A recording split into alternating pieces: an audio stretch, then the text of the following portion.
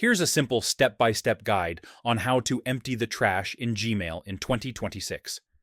Make sure to like and subscribe for more quick Gmail tips. First, open Google Chrome and go to gmail.com. Sign in to your Gmail account. On the left sidebar, scroll down and click More, then click on Trash. This is where deleted emails are stored for up to 30 days. At the top of the trash folder, click Empty Trash now. Confirm when prompted. All emails in the trash will be permanently deleted. If you don't see the option to empty everything, you can also select emails manually and delete them one by one. Once emails are deleted from the trash, they cannot be recovered. And that's it. You've successfully emptied the trash in Gmail using the 2026 method. Don't forget to like the video and subscribe. It really supports the channel.